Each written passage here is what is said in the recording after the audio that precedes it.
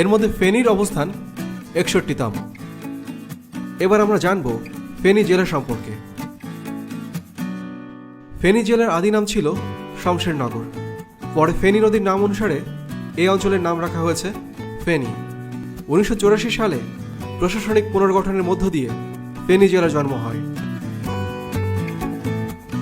এর আয়তন 928.34 বর্গ কিলোমিটার।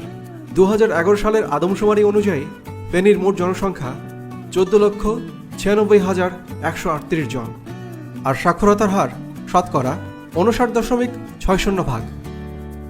এটি 6টি উপজেলায় বিভক্ত: ফেনী সদর, ছাগলনাইয়া, সোনাগাজী, ফুলগাজী, পরশুরাম ও দাগনভূঞা।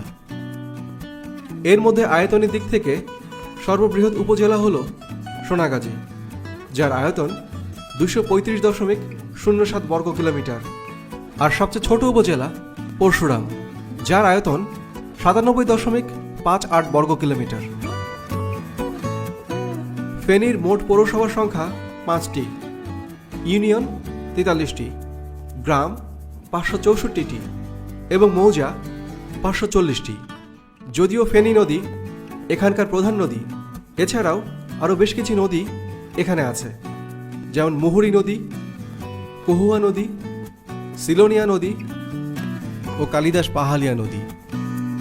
ফেনীতে রয়েছে কিছু চোখ জোড়ানো দর্শনীয় স্থান: মুহুরী সেচ প্রকল্প এলাকা, বিজয় সিংহ দিঘি, ভাষা শহীদ সালামনগর, চাঁদ খাঁ মসজিদ, রাজাঝির দিঘি, ফেনী সদর জেলার ধর্মপুরের পাহাড়ি এলাকা, দক্ষিণ সোনাপুরের পাহাড়ি এলাকা এবং শমশের গাজীর দিঘি। যুগে যুগে ফেনীর মাটিকে আলোকিত করেছেন অনেক বিখ্যাত ব্যক্তি: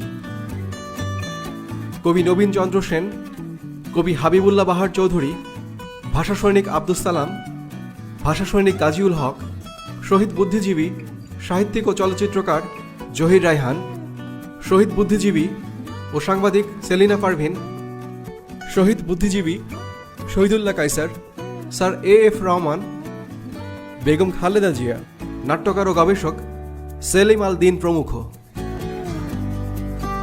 ফেনী জেলার অর্থনীতিকে সমৃদ্ধ করেছে বৈদেশিক মুদ্রা, কারণ এখানকার অধিবাসীরা বেশিরভাগই